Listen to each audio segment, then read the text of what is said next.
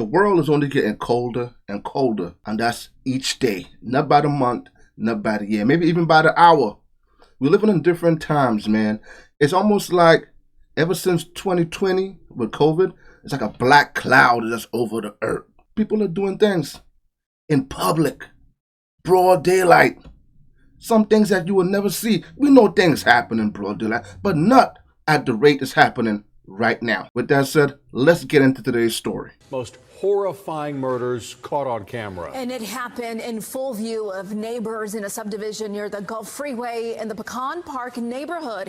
ABC 13's Brooke Taylor is joining us now here in the studio. Yeah, and Brooke, this really shocked a lot of us here in the newsroom. It did, and sources close to this case tell me that this is some of the most horrifying footage they have seen in their careers.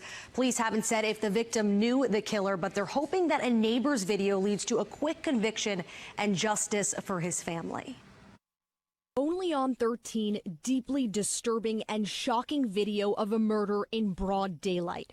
On May 3rd, the victim, Stephen Anderson, is walking on Woodridge Square Drive to pick up his mail, sources tell us. He turns around at the sound of a screeching car speeding right into him. We're pausing the video right before he gets hit. The car reverses and hits him again, pushing him further into the street. Neighbors are on the phone, frantically calling 911. Other people to help me turn him over. They want us to turn him over. Another neighbor comes out with a pillow. And that's when the suspect, Karen Fisher, identified in court records as a man, but also described as she by police, returns with a knife in hand. The suspect yanks and flips Anderson over, straddles him, and kisses him. We're not showing what happens next because it's too graphic, but that's when police say Fisher stabs him 9 times. She casually walks off as if nothing happened and neighbors just watch. She then tries getting into another car while talking to witnesses. When that's unsuccessful, she leaps over the body and walks away. It's very disturbing, yeah, because, you know, I have kids here. So our kids could have been out here playing, and imagine that. 20-year-old Karen Fisher is in jail tonight, charged with murdering this 64-year-old. Her bond is set at $2 million. Broad daylight, it was a busy intersection. It happened right under our noses, you know. Just truly so shocking. I spoke to neighbors that you saw in that video. They are still traumatized by that, as you can imagine. One woman even told me that she hasn't been to work and is trying to find a therapist. This is a heavy story right here, and it's hard to get some context here as well. Brooke, now we know the suspect's 20 years old. Have they been in trouble before? You know, the night that this happened, she was also charged with assaulting a nurse at Bentop Hospital. And we checked records, and back in 2023, she was charged with evading arrest, and she's been on a 5-year community supervision from that. We also found a prostitution charge from 2021. That charge was ultimately dismissed. That is insane. Broad daylight, 4K. People recording, and you know I ain't calling him or her. That's a man, baby. You heard what they said. Cold-hearted. No remorse. And it's sad, man. My condolences to the family. And if he has kids, condolences to the family and the kids and his friends. That is cold, man. He was just casually walking. So that was just random? I'm going to look up more on the story, but it seemed like he was just casually walking. Like I said, he was going to get his mail. So that was just randomly? You would have sworn it was like some bitter or some type of revenge. That's what you would think happened. But it looks like it was random.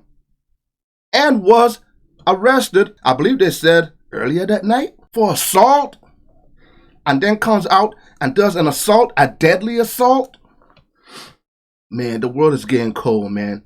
That's a whole man in a wig. That's why I keep telling people, man, men that dress like women, at the end of the day, that is still a man.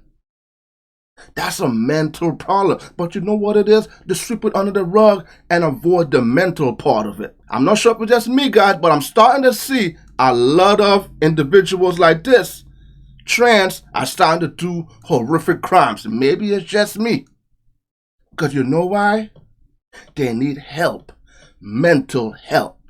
Mental help. That's what they need. The world is getting cold, man. Some things you just can't ignore anymore.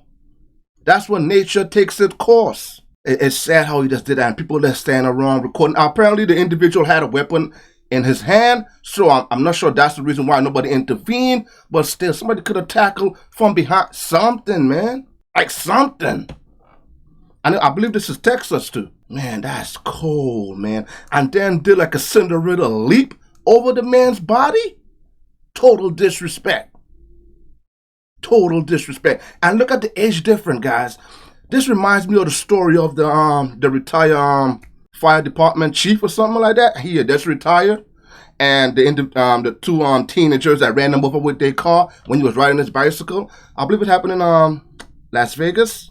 I believe that's where it happened. This is what the story reminds me of, but this was just more sinister, more personal, because they were teens, and the fireman chief was in his 60s, retired. So I'm pretty sure he probably was retired too. Cause look at the age difference.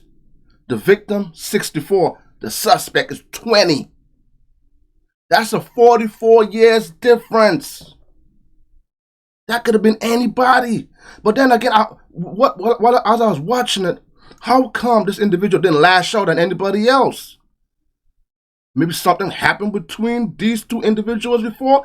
I'm not sure, man. I can't even say that because it looks so random from how the news is saying it. Maybe after the days go by and more investigations happen, maybe we might figure out more details about the situation. But it does seem like, it feels like it was vengeance, man. This is why you gotta pray, man, because the world is getting cold. I'm starting to see things that you don't really see like that, especially when it's happening in broad daylight. It's crazy, man. I saw a video of teens, girls, I think they ran from the age of 15 to 17 and attacked this elderly man, chased him down, attacked him. Yes, teen girls attack an elderly man. 4.5-hour hearing here at D.C. Superior Court. Prosecutors played a number of videos, including a cell phone video showing 64-year-old Reggie Brown being kicked and stomped. A video the detective in the case described as horrific and said as the girls walked away, they were in a celebratory mood. In this alley, just after midnight on October 17th, D.C. police say a man who has not been identified and a group of young girls brutally attacked 64-year-old Reggie Brown, who is described as being physically handicapped. In a juvenile court hearing today, D.C. Police Detective Harry Singleton testified a man in a blue coat first assaulted Reggie Brown by throwing him to the ground in the 6200 block of Georgia Avenue. Brown then got up and tried to get away, moving fast through the alley, followed by the unidentified man and a group of girls, including two 13-year-olds and a 12-year-old. Brown's friend George tells News 4 he was stunned to hear 3 girls are allegedly involved in his friend's death. That's rough. That's rough. They need to pay the penalty if they did it. Detective Singleton also testified he could find no connection between Reggie Brown and the girls. They didn't know each other. He also said Mr. Brown never fought back and never defended himself.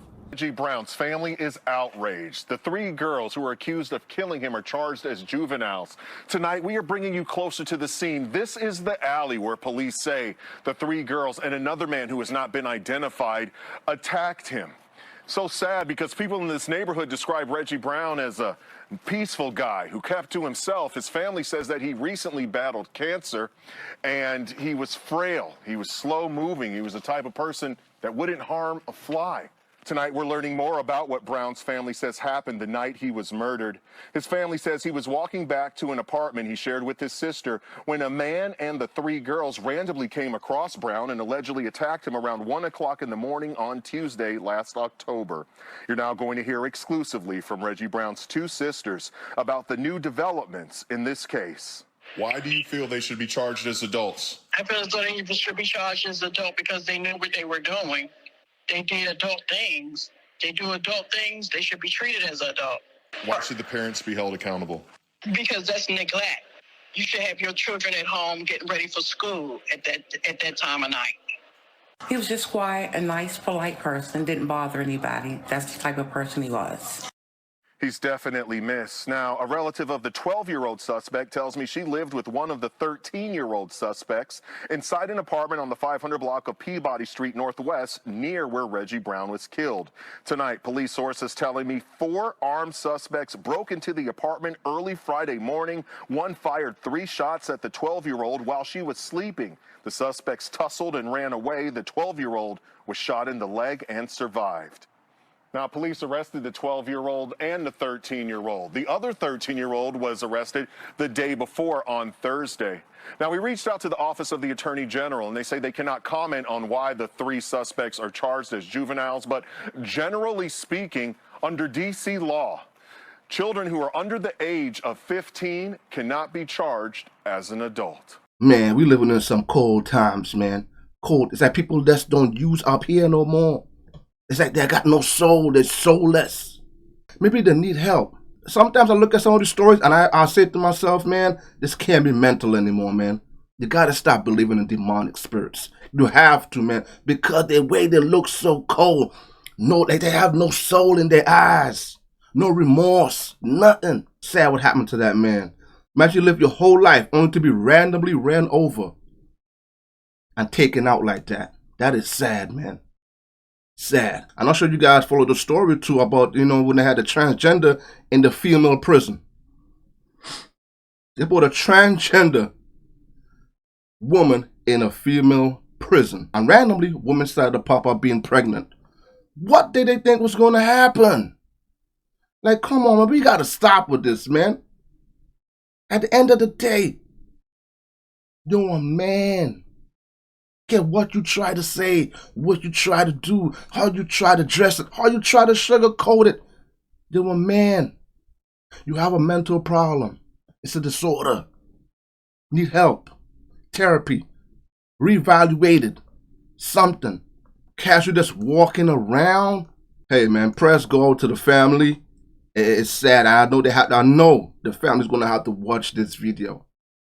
And it's gonna be hard, man. It's going to be hard. You got to be careful out there. You got to be careful, mindful of your surroundings. These days are different times, man. When you least expect it, that's when it happens. Be safe than sorry. But then again, who would expect something like that to happen? That random. No one. It should have been no bond. No bond. $2 million bond. Maybe they wouldn't be able to pay the bond, but still, it should have been no bond. For something like that horrific, no bond. Point blank, period. If you guys enjoyed the video, make sure you like, share, subscribe, leave a comment in the comment section, and let me know what you guys think about this video here in the comments. And until then, I'll catch you guys in the next one. Peace out. You guys have a blessed day.